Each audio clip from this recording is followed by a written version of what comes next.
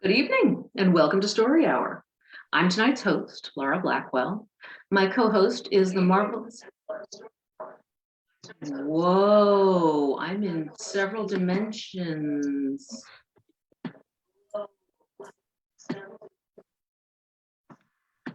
Okay.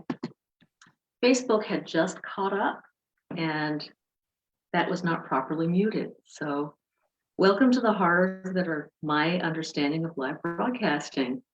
My wonderful co-host, Daniel Marcus, started Story Hour over 2 years ago just to help people get together and enjoy stories together. And it's been so much fun. We've been coming back every Wednesday and we keep finding more writers.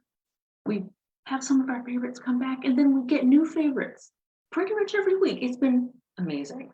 So this week, we have returning favorite Wendy N. Wagner. The N she's saying this month is for Nightmare, which makes a lot of sense because it's not just a Halloween name. She actually edits that magazine. And we also have your new favorite, P.L. Watts. So thank you both for joining us today. And for the rest of you joining us, we have something that we do every week. We ask our readers to tell us about some of their favorite nonprofits, and then we share those with you. So if you are fortunate enough to help others or to look around for some worthy causes, these are pretty cool ones. P.L. Watts is reading for Youth Spirit Artworks. YSA is an interfaith art jobs and job training program located in Berkeley, California, which is committed to empowering homeless and low-income San Francisco Bay Area young people, ages 16 to 25. And I gotta say, there are a lot of people with that description in the Bay Area. It's gotten very expensive very fast, and communities are having trouble keeping up. YSA was founded in 2007, and as a response to the enormous employment challenges of older homeless and low-income youth. The mission of Youth Spirit Artworks is to use art jobs and jobs training to empower and transform the lives of youth, giving young people the skills, experience, and self-confidence needed to meet their full potential. You can learn more at youthspiritartworks.org. I've spent a little time looking around there and it's pretty cool, I have to say. Wendy N. Wagner is reading for Wild Salmon Center. Wild Salmon Center is an international organization with programmatic activities in the Russian Far East, Japan, Alaska, British Columbia, Washington, Oregon, and California. The focus is on salmon because they are an iconic and powerful conservation symbol, wild to the core, with an incredible life story. When you protect salmon, you protect a whole watershed and everything in it, including people. The most beautiful and important rivers of the North Pacific all depend on salmon and the nutrients they carry inland from the ocean. WSC's talented staff labor behind the scenes on behalf of coalitions and local communities, always putting fish first. You can learn more at wildsalmoncenter.org. And I have to say, please check out this website, do yourself a favor, if only because the landscape photography and the nature photography are so gorgeous. And it's nice to learn a bit about what salmon are like when they're not on your plate. I have to say, I did not realize that they were so important in ecosystems. So that was pretty cool. And I like putting fish first as a meme, When I saw that they said putting fish first, I gotta find a way to work that in. That's pretty important, putting fish first. And if you're here on Zoom, feel free to leave your camera on. It can be really nice for our readers to actually see people in a reading. And chime in on the text chat on the right if you like. If you're on Facebook, we are so delighted that you're here, but we may not be seeing your messages in real time.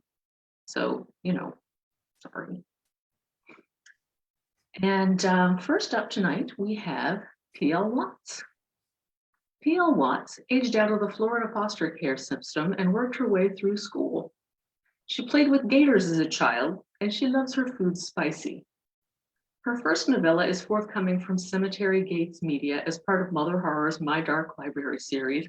Congratulations, I'm very excited for that. And her personal essays have appeared in Nightmare, Ruminate, New Letters, and elsewhere. Find her on Twitter at Pam L. Watts and plwatts.com. Pam, welcome. Thank you for having me. It is our pleasure. So I understand that you have a story for us tonight that may be a little scary and may also have a content warning. Yeah, so there's a reference um to child abuse and neglect and hunger. But it's just a reference, so it doesn't get into anything. All right, without further ado, this story is called The Fog.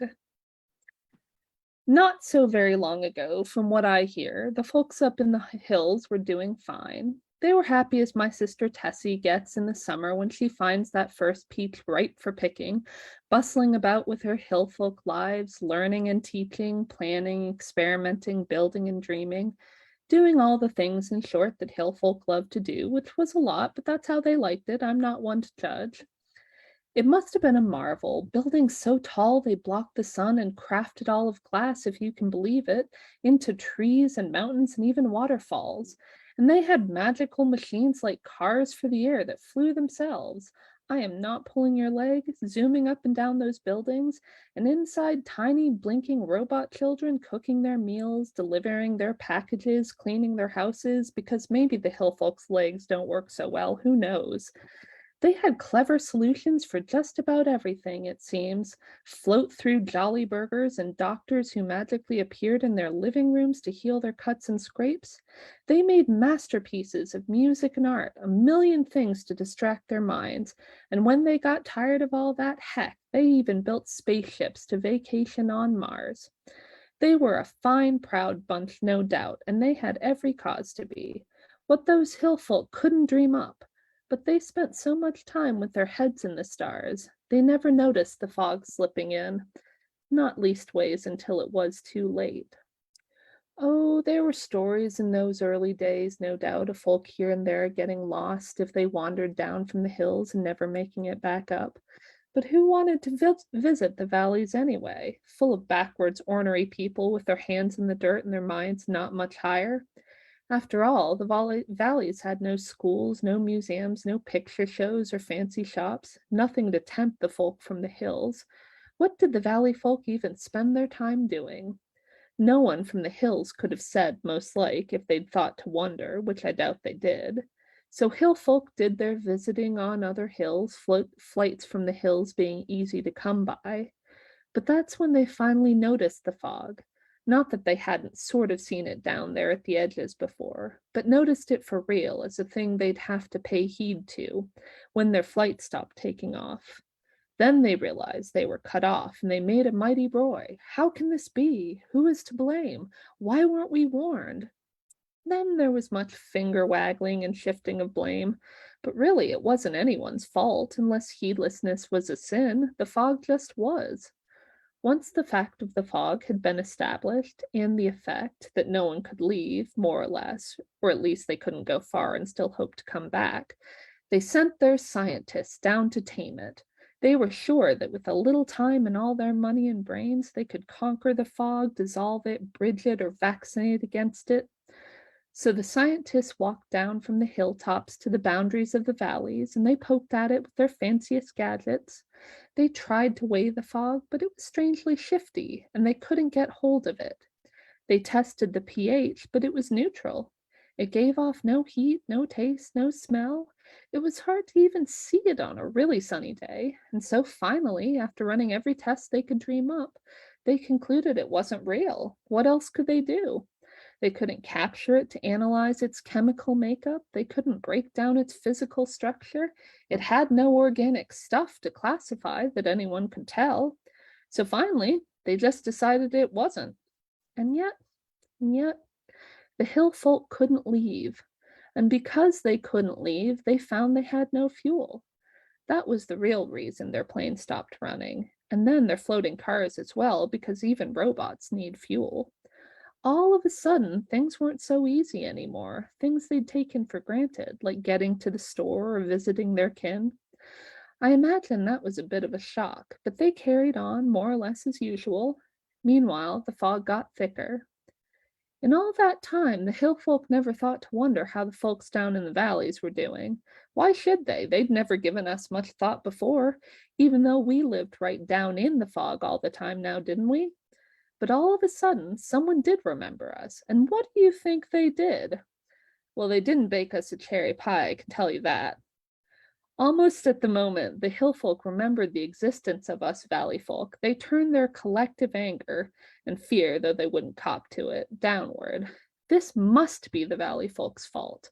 The fog was a weapon or a symptom or a philosophical trap. Not that it mattered. It had been years by then since there was any way for the hill and the valley folk to communicate. But like the fog itself, that slipped in before anyone noticed. A few hill folk here and there did remember, dreamlike almost, that there might have been radio stations once upon a time that broadcast from the valleys, and hadn't there even been newspapers running at the borders? It seemed like maybe their phones could have reached those lands if anyone had remembered the numbers, but nobody did. One or two thought they might have seen a few misplaced intrepid valley kids hike up the hills to the schools, but it had been so long since that happened, if it ever really had, that they couldn't be sure. The few folks who thought these thoughts tried hard to see into the fog. They knew they were missing something, but they couldn't see all the way through it alone, and each never knew there were others like them, so they soon gave it up and went back to their independent hill folk lives. There was one person who walked away from the hills, though. That's how I know what happened up there. We had big old neighborhood shindigs down in the valleys on Sunday afternoons, after the digging and planting and hauling from the week is done before the next round started up. It's dark already. Who here's seen the full sun in more than a year? What with the fog, but we're snug inside, so that's fine. We light a fire, grab a beer, and gather in together. It's a good time. Everyone brings their favorite dish. Tessie does her little lottery to see who gets the latest crazy-colored cap she's knitted. The old-timers spin out their yarns and sing the songs their daddies taught them.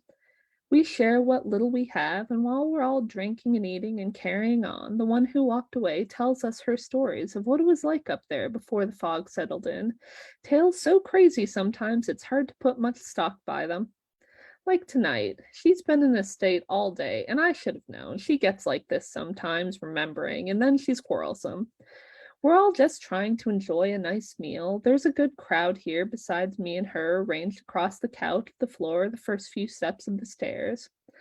3 of us still have farms, and we're lucky. Most of the old farms were bought up by the hill folk and transformed into sprawling, belching monsters with mechanical arms that usher the cows in one end and spit out shrink-wrapped jolly burgers from the other. But we get by as best we can. Marla over by the window is a waitress. One of the boys from down in the mine still has work, but not the other. The story's just as bad for the factory workers on the rug, and the old man closest to the kitchen, now he's a carpenter. Until recently, he was doing just fine, making furniture to send up to the hills. But his son, who drives the truck's been turned away at the border so often that things are looking down for them now, too. But the one from the hills, see, she doesn't know all this. And now she's on about how we need to be stewards of the earth and close all the mines and factories and farms and replace them with better ones run by more robots or some nonsense, as though the planet wasn't doing just fine looking after itself before we all came along. And what would all the people do in this world run by robots, I say? She splutters something about infrastructure, job creation, and the social safety net, whatever that is, probably another robot. I know she's getting frustrated, trying to describe something that not any of us can really picture, so I try not to needle her too much. You wouldn't have to work so hard, she says, as though the hill folk aren't always running about from what she said. But how would we earn a living? How would I eat, I say? She thinks for a minute. You could run the robots. Me? I don't know a robot from Adam. Well, you'd learn how in school. What schools? The ones up on the hills we can't get to? Everyone gets a bit quiet, seeing how this will play out, not for the first time. Me and her, we're half the fun at these weekly hoedowns for a while now. Then she says that maybe the fog was caused by people, and if we healed the earth, it might go away. So I let her in on a little secret that the folks up in the hills don't realize. The fog's always been here, way before the hill folk ever paid heed to it. Why, even my great granddaddy told stories about it. It just wasn't so thick back then.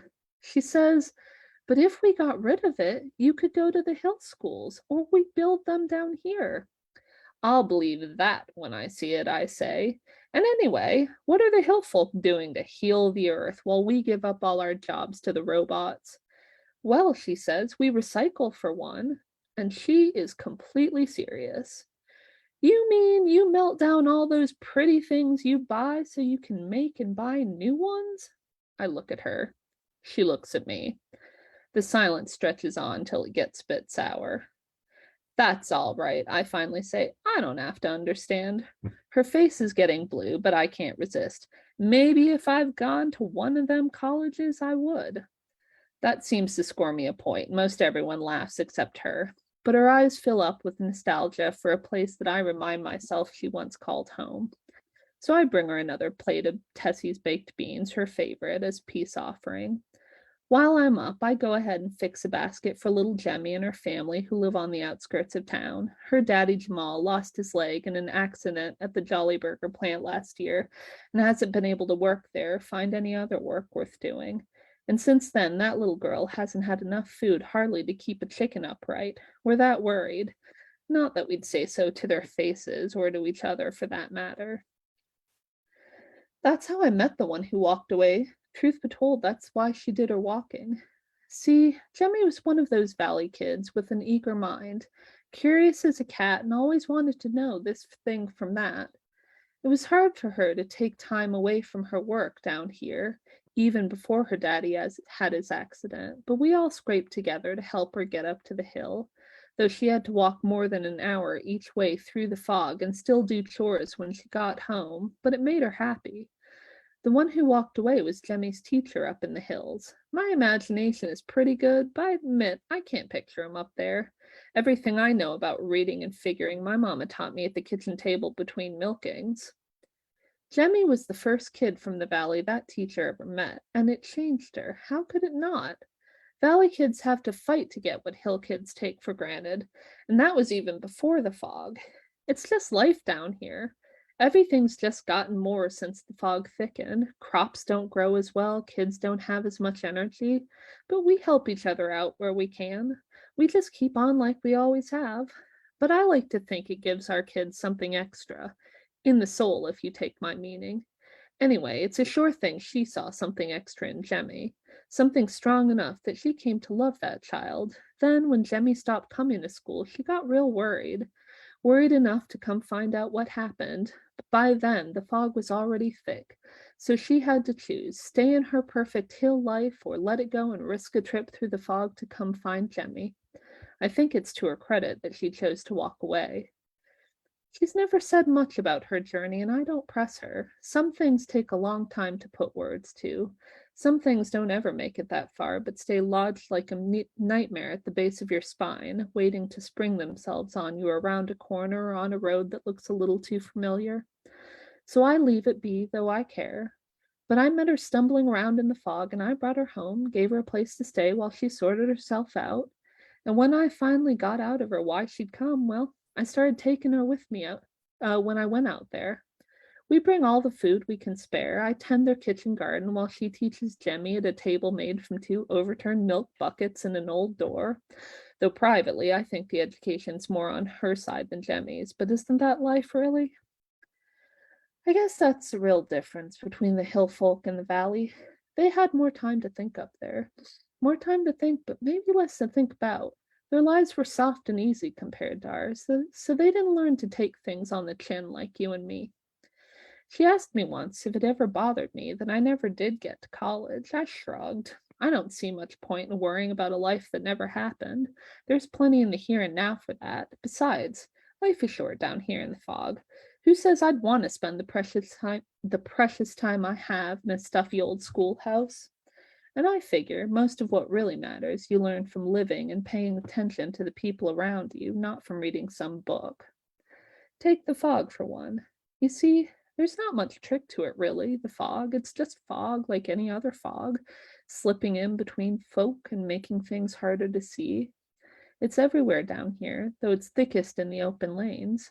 And sure, you can stay safe inside most of the time, but sooner or later, if you're down in the valley, you're going to have to meet it head on. And if you're not careful, it'll get you so wound up you forget what your own right hand looks like. Then maybe you'll miss the path that leads you home, and all the while it will be whispering to you terrible things like people dying from drugs and despair, hurting one another because they feel trapped, children going hungry or being used like grown-ups or wandering around unloved, things that would make a grown man things that would bring a grown man to tears because he'd been hiding them from himself. And yes, I have been that grown man. But what man, if he is to be a real man, doesn't wade out into that fog eventually to hear the way the wind howls outside his own home? Unless, I guess, you're from the hills. So no, the fog's not that much fun, but there you are, that's life, I guess. The one who walked away, she's okay though. She left the hills.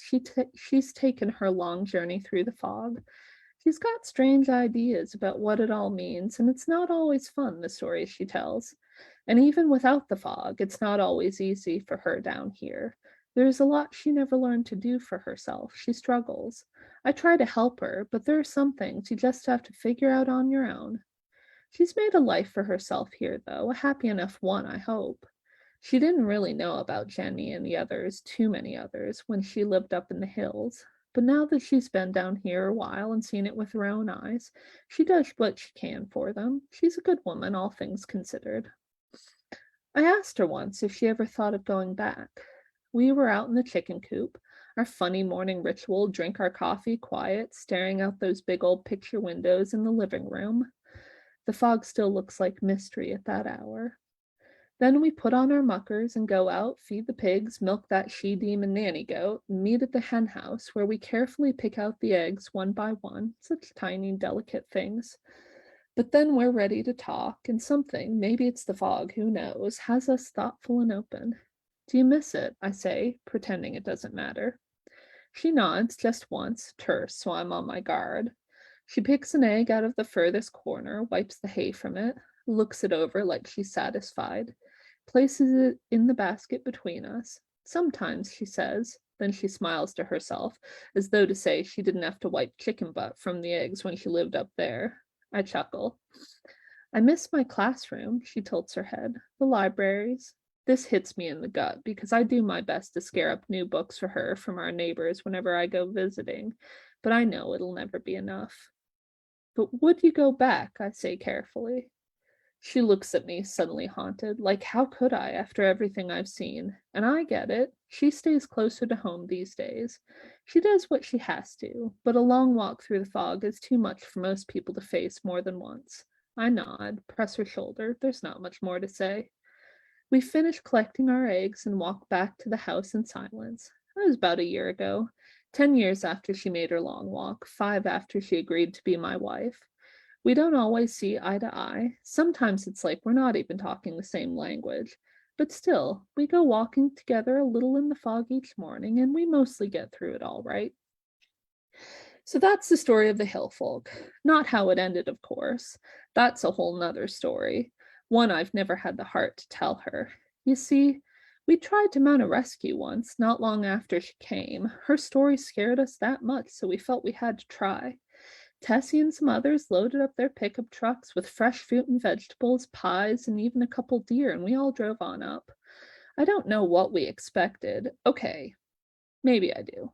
People 10 feet tall and painted with gold sequins or some such nonsense. I mean, we know there wouldn't be floating cars anymore given everything, but I think maybe we did have some thoughts of fantastical sights from the story she'd told. Magic.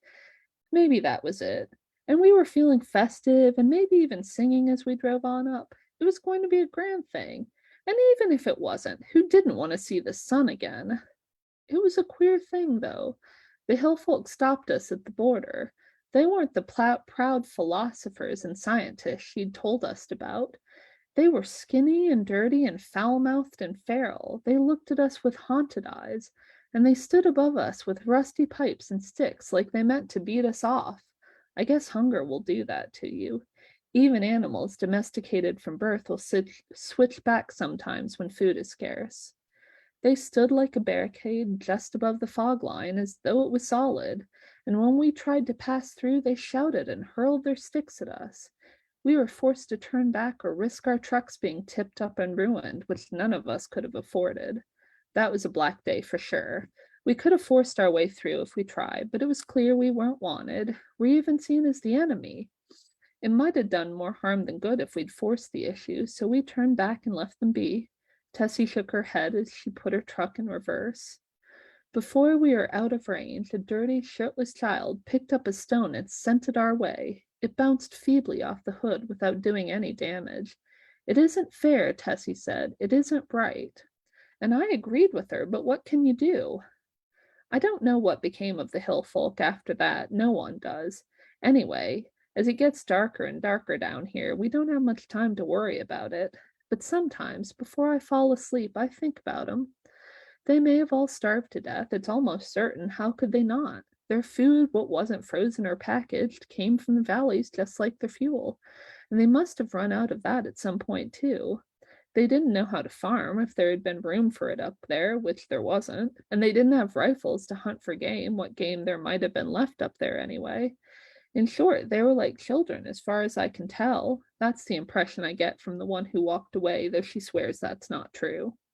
I wish to God we could have helped them, but sometimes you just have to let folks figure things out on their own and hope they do before it's too late. And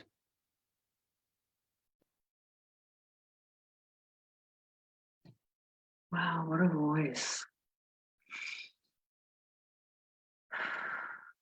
It's chilly in here now. Thank you very much for that story. That was really something.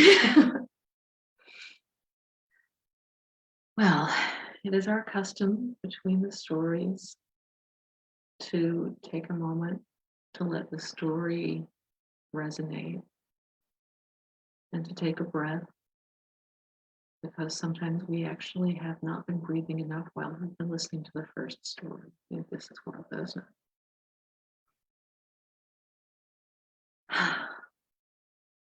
Thank you.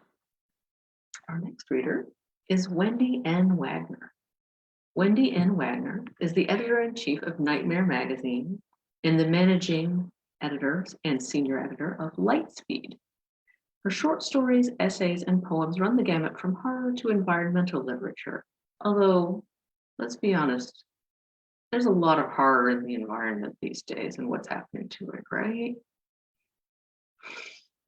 Her longer work includes the novella The Secret Skin, very simple, the horror novel The Deer Kings, which I think is kind of like what Stephen King would have written maybe 30 years ago if he lived in Oregon instead of Maine or Washington State. Yeah. The Locus best-selling science fiction eco-thriller An Oath of Dogs, and two novels for the Pathfinder role-playing game. She lives in Oregon with her very understanding family, 2 large cats, and a Muppet disguised as a dog. You can find her at winnywoohoo.com. Wendy, welcome back.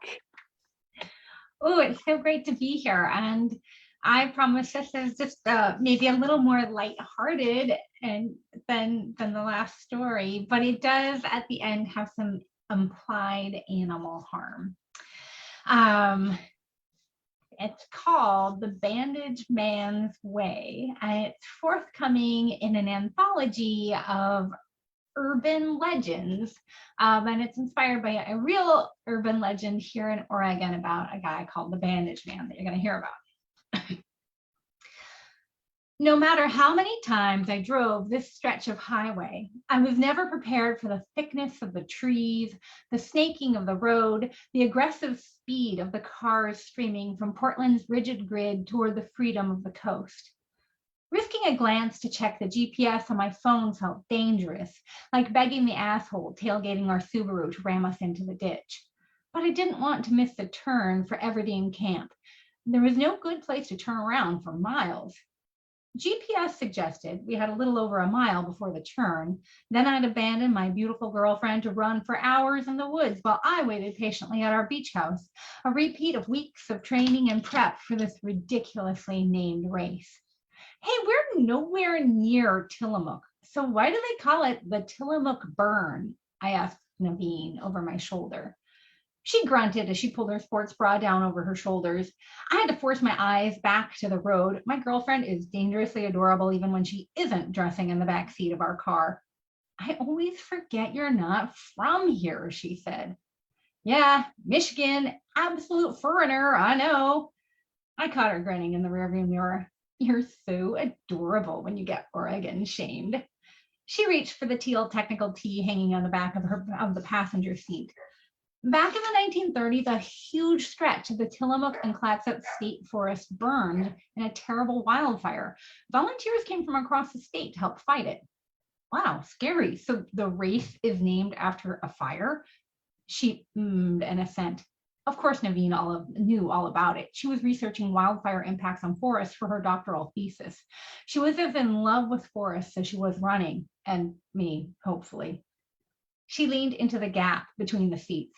Plus, it's a great play on words. With 7,000 feet of vert, my legs are going to be a burning tonight.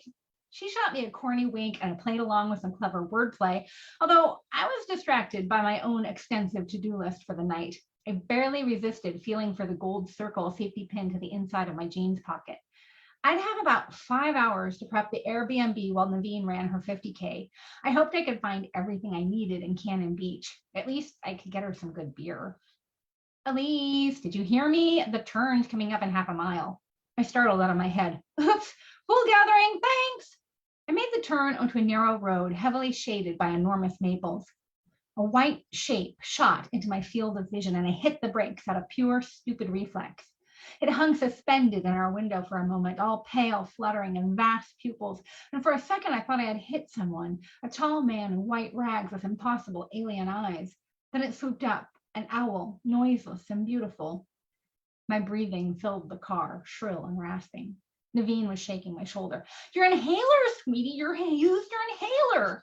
I grabbed my purse and rummaged for the inhaler. Pressure clawed the lining of my lungs as I shook the damn thing and then sucked back a bitter breath of medicine.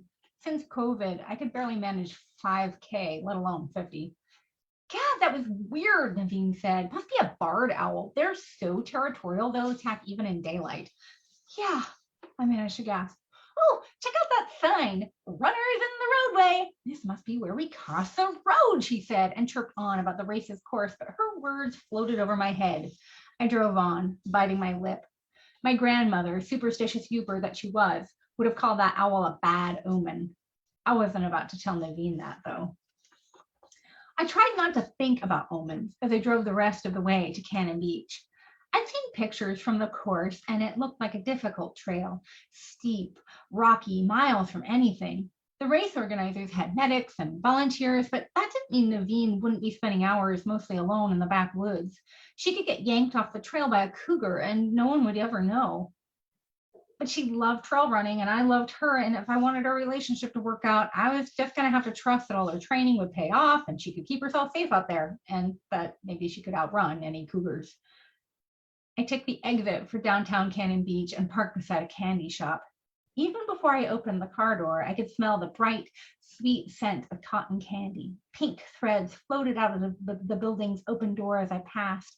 If it had been raining, it would have dissolved in the air, but it hadn't rained in more than a month. Every county in the state had issued drought warnings, even here on the coast. The brewery hadn't opened yet, so I waited on the porch and studied the menu pinned on the bulletin board beside the door. The fish sandwich sounded good. My eyes searched for a recent tap list and caught a laminated page I hadn't noticed on previous trips. Bandage Man? I took a step closer to get a better look at the illustration of some kind of homemade mummy. Learning about the local folklore? A man asked, sticking his head out the front door. Yeah, I guess. Must be killing time before I get some lunch and a growler to go. I followed him inside. My eyes took a second to adjust. So, Bandage Man, huh? He led me to a table. Supposedly, he broke into our basement one night and scared the crap out of one of the waitresses. You ever see anything? He pulled the menu out of his apron pocket and put it in front of me. I don't know. Isn't every basement a little creepy at night? The bartender came out of the back and stationed herself in front of the gleaming row of taps. You scaring the customers again, Jeremy? I was asking about the Bandage Man, I explained. She smirked. Legend has it that if you drive under the Highway 26 overpass after midnight, you risk him jumping into the back of your pickup. Poor guy. He just wants medical attention for all those burns. Burns? Sure, he was a firefighter who got hurt in the Tillamook burns. My server was shaking his head. No, that's wrong. He was a logger who got cut up in the woods. I let them bicker about it for a second, then ordered my sandwich and a tasting flight. The bartender brought over the tray of tiny glasses and ran through the names and descriptions. Naveen loved an amber, and this place brewed two, unusual for the land of 1,000 pale ales. I made notes on the stack of Post-its I kept in my purse. The bartender nodded at the inhalers filling out on the table. I hope smoke doesn't bother your asthma. Why? I just heard on the radio that a lightning strike started a fire last night out by Lucarilla. With the wind coming out of the east, we might get some smoke. I groaned. Wildfire in May? The season just gets earlier and earlier. Scary times, my friend, she agreed. Scary times.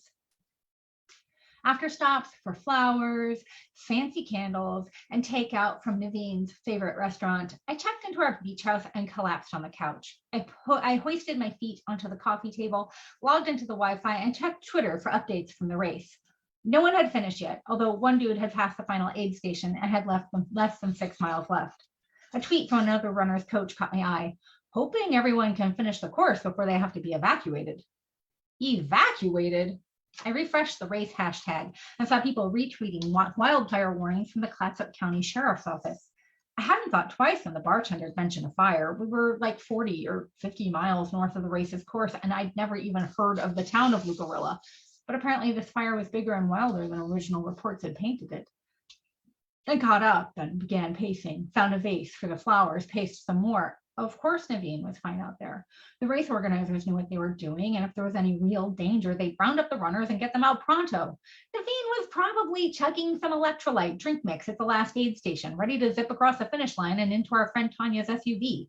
She'd be here in an hour and a half, tops. Something slammed against the front door, hard enough to make me jump and stumble into the kitchen island. Fuck, I was tense. The door thudded again, and I forced myself to smile as I walked toward it. It was probably the cleaners, confused about the schedule. But my feet slowed when I pushed back the lacy curtain on the door. The person in the front stoop wasn't carrying a mop or a vacuum or wearing a friendly smile. They stared at the door with enormous bulging eyes and a horribly bandaged face. My mouth went dry. The thudding became a knock. A nice, normal knock. Surely Bandage Man didn't knock. I rolled my eyes at the thought. This wildfire business had broken my brain. I slid the chain in place and opened the door, a very reasonable crack. Hi! A face peered into the gap. A face wearing ordinary sunglasses and a white face mask textured to look like one of those cans of Monster Energy drink. Ah, must be immunocompromised. Just dropping off the firewood you ordered. I'd forgotten I'd made that call. We'd selected this beach house for its romantic fireplace, and a fireplace demanded a fire. Thanks, I said. But as I dragged the bundle of wood into the house, I could already smell smoke on the wind. I checked Twitter and saw that the first finisher had just crossed the line, coughing and crying from the smoke. Medics warned that smoke levels had reached unsafe conditions for racing. The burns organizers were going to send volunteers to round up the rest of the runners for quick evacuation.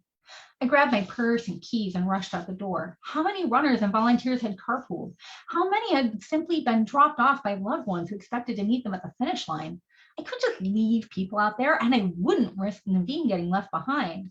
My hands and feet moved on autopilot, steering the car back onto the main road and then the ramp onto the highway. The flashing yellow signs barely penetrated the smoke in my brain. Then the pink flares and red and blue lights streaked across my panic. The cars ahead were slowing. Some were turning around. We crept to a snail's pace. I squeezed the steering wheel tighter. Perfect fucking time for an accident. A woman in blue Clatsop County Sheriff's gear gestured to me to roll down the window. We're closing the highway to through traffic, she warned. Gotta evacuate folks who live near the fire. I'm headed to Everdeen Camp, I explained. There's an event out there and people need help getting out. Everdeen Camp. Her lips tightened. The fire is headed that way. I know. She murmured something into her shoulder radio, then wrapped the roof of my SUV. Better get a move on. She waved me around the makeshift blockade. My arm shook as I steered past the first responders. This morning had started out so perfectly, and now I was driving into an evacuation zone. Was this the new normal these days? You planned a vacation and shit like wildfires and tsunamis or just regular ancillary concerns like food poisoning or bed bugs used to be? Naveen, environmental scientist that she was, had told me climate change would mess with everything, but for the first time, her warnings really sank home. The inside of the car began to reek of campfire. I swatted the controls until the vents closed. The smell clung to my skin. Last year, fire season had been bad enough the smoke stench seeped out of the car's upholstery every warm, damp day of early fall. A small rock began to form in the left side of my chest, hot and hard, and I took a preemptive hit of my inhaler to keep the sensation from worsening into a railroad spike or squeezing hand. The stimulant hit me hard, accelerating my heartbeat and making my eyelids twitch. The good stuff. Asthma had bothered me my entire life, but moving to Portland had exacerbated it. People joked about their allergies and the way the city worsened them. I couldn't laugh. Spring made my eyes burn and my sinuses ache. Winter brought the molds, inflaming the lining of my bronchioles. Fire season doubled the sensation. And life post-COVID had meant adding an oral steroid every morning to the already rich buffet of antihistamines and decongestants. It was worth it, though. Hiking in the woods with Naveen, walking the beaches, sitting beside the ferns and letting the mist roll over my skin while I waited for Naveen to finish a trail run. She made every pill, every sinus infection, every wheezing moment worthwhile. I nearly missed the exit for Highway 103. The green marker barely stood out from the tea-colored air. Ribbons of brown smoke at a certain thickness. Smoke changed from gray to brown, a dead and viscous shade like the goo lining a smoker's lungs, bled through the trees, turning the day into a grim twilight. I turned on my brights, but the particulates transformed the light to eye-stabbing glitter. I downgraded to low beams and wished for fog lights. The turn to Everdeen Camp had been hard enough to see in good conditions. A battered green Ford Explorer, kind of familiar, appeared ahead of me, and I flashed my lights, hoping to get their attention. I stuck my head out the window as I pulled up and wished I hadn't. The air burned like gasoline in the back of my throat. You coming from the Tillamook burn? I shouted. Dirty people filled every seat of the SUV. The driver stuck out his head. I recognized him from some of Naveen's group runs. We're on our way out. Did you see Naveen or Tanya? He shook his head. They were behind me. A girl leaned over his shoulder. Tanya sprained an ankle. Naveen was helping her. Shit. Thanks, I waved, and he rolled up his window, hurrying away. My eyes stung, and not just from the air.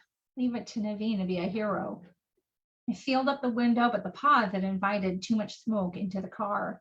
My lungs hurt. My eyes burned. Even my skin felt weird. I tried not to cough because once the coughing started, it was almost impossible to regain control over my breathing without hitting the inhaler again, and I didn't want to risk worse jitters or heart palpitations. Control. That was the key. Box breathing always helped. The smoke narrowed the road to floating white and yellow lines, then inhaled 4 slow beats, held in the air for 4 slow beats, exhaled in 4, resisted the stinging need to breathe. My chest loosened a little, but I kept my focus. White lines, yellow lines, 4 counts, moving and retaining air. 4 counts. I made the turn for the camp. So close now. I lost my focus for a second and burst into coughing so hard stars exploded in my vision. My foot tromped on the gas pedal. The car surged forward, out of control. I tried to scream, tried to find air, yanked my foot off the gas. Something pale exploded across my windshield, and I remembered how to stomp the brakes. Still not breathing, not at all. My head spun, ragged white shreds floating everywhere like threads of cotton candy, sticky stuff, dark splatters of, I don't want to think about it. No, maybe it was just chocolate syrup. That was it. I was still in Cannon Beach, and I was parked in front of the candy store, and I had never heard of Bandage Man. But when I closed my eyes, I could picture the figure, tall and pale with enormous eyes like accusations, the kind of eyes that would terrify a waitress who caught a glimpse of them in the basement of a brew pub, the kind of eyes that would scare the shit out of a kid driving home late at night only to see them gleaming in his rearview mirror. The coughing slowed, and I found my breath again. My head cleared. The white shit on my window wasn't bandages, of course, but feathers. That same stupid owl had attacked my car again, and this time I really hit it. What lousy timing that territorial asshole had. I threw back my head and laughed and laughed. The laughing made me choke and cough, but the coughing felt better, like it was actually clearing some of the gunk out of my lungs. I pulled myself together and eased the car forward, practically crawling because I remembered how quickly the campground had come up after the owl attack. And then I was there. People rushed everywhere, loading SUVs with gear and event stuff. Vehicles seemed to float in the smoke, unmoored from the forest around us. Figures seeped out of the thick air to drop bags beside cars or toss boxes onto tables, then vanished into the gloom as ethereally as they came. And pulled in beside a picnic table where volunteers were packing bags of sandwiches and orange slices. I opened my car door as someone dumped an enormous igloo cooler, and the smell of artificial lemon momentarily overpowered the smoke. Ice cubes sluiced around to cover the toe of my sneaker. Naveen? I shouted. The woman dumping the cooler jerked her chin at me. You just missed her. She doubled over, coughing. What do you mean? It came out more like a gasp than speech. I'd need to use the inhaler again soon, no matter how bad it would make me feel.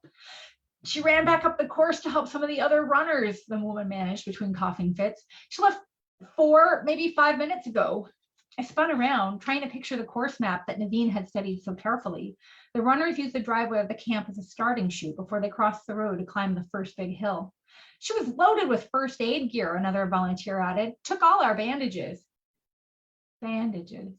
I remember the white feathers floating through the air like bandages unspooled from a mummy. But they were feathers, of course, not bandages at all. I saw the grill of my car then, goopy and chunky, with something the same dull red as raw hamburger, and caught in it a scrap of teal fabric, the same color as Naveen's favorite technical tee. My foot skidded on spilled ice, and I stumbled into the car's hood, my mouth working for air but finding only smoke. An owl. I had hit an owl, a territorial barred owl, not Naveen or a bandage man, an owl. The figure in the back seat of my car stared back at me, its eyes as dark as a smoke-filled forest, its cheeks white rags. A sound filled my ears that could have been laughing or hooting or my lungs wheezing up a scream. And Bandage Man smiled, his mouth spilling darkness across my vision as I ran out of air.